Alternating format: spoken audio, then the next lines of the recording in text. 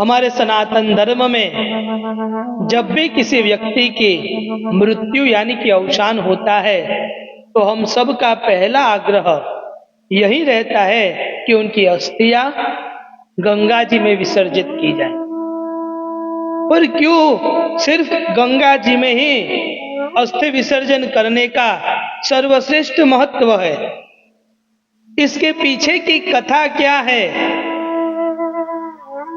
किन के कारण हम गंगा जी में अस्थि का विसर्जन करते हैं, वह संपूर्ण शास्त्र मतानुसार कथा आज हम जानने वाले हैं। कहते हैं कि हस्तिनापुर के राजा, जिनका नाम था राजा शांतनु, वह हस्तिनापुर के विख्यात प्रसिद्ध राजा थे। वह अपनी वीरता के कारण संपूर्ण विश्व में जाने जाते थे। एक दिन उन्हें एक स्त्री से प्रेम हो गया जिनका नाम था माँ गंगा। माँ गंगा यानी कि गंगा मैया का एक स्वरूप, जिन्हें हम मनुष्य अवतार भी गिन सकते हैं। उनसे राजा शांतनु को प्रेम तो हो गया। उन्होंने जब माता गंगा से कहा कि मुझे आपसे विवाह करना है, तब माता गंगा ने कहा मैं आपके साथ विवाह करने के लिए तैयार हूं, पर मेरी एक शर्त है। मैं जो भी कार्य करूं उसमें आपको मुझे रोकना नहीं है। मैं जो करूं वो आपको करने देना है। राजा शांतनु तो वह शर्त के लिए तैयार थे।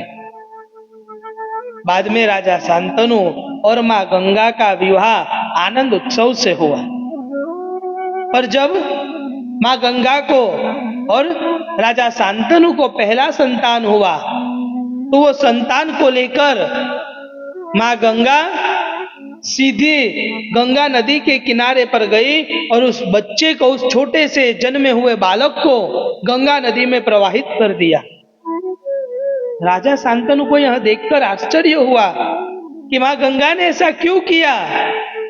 वह उनको पूछने के लिए जा रहे थे और उनको तो विचार आया कि माँ गंगा ने तो शर्त रखी थी कि जो मैं करूं वो मुझे करने देना। ऐसे करते करते माँ गंगा ने अपने 7 संतान गंगा नदी में यानी कि खुद में ही प्रवाहित कर दिए। पर जब राजा शांतनु और माँ गंगा को 8वीं संतान हुई और माता गंगा भी उस संतान को लेकर गंगा नदी में प्रवाहित करने के लिए जा रही थी, उसी समय राजा शांतनु माँ गंगा को रोक लेते हैं। उनसे पूछते हैं कि आप हमारे बच्चों को क्यों नदी में प्रवाहित करती है? आपने 7 बच्चों को प्रवाहित किया, मैंने आपको नहीं रोका, पर अब मेरा मन यह नहीं मान रहा है, आप मुझे बताइए।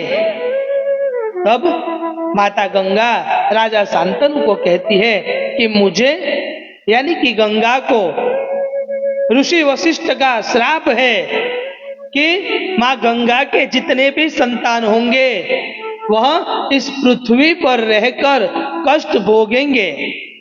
इसलिए जैसे ही मेरा बालक जन्म लेता है, मैं उसे सीधा गंगा में प्रवाहित कर देती हूँ, जिससे उनको मुक्ति मिल जाए।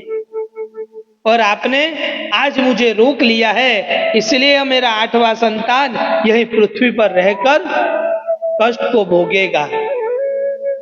और उस 8वें संतान का नाम है पितामह भीष्म, जिन्हें हम कहते हैं गंगा पुत्र भीष्म।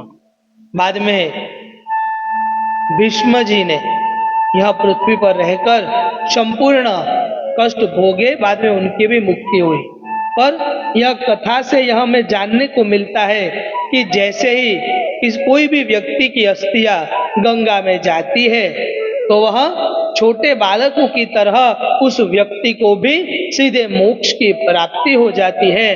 क्योंकि कहते हैं कि गंगा नदी में जिसकी अस्थियां जितने समय तक रहती है, उतने समय तक उस व्यक्ति की आत्मा को वैकुंठ में स्थान मिलता है, स्वर्ग में उन्हें आनंद पूर्वक रहने को मिलता है। इसलिए हमारे सनातन धर्म में किसी भी व्यक्तियों की अस्थिया का विसर्जन करने के लिए गंगा नदी को सर्वश्रेष्ठ माना गया है।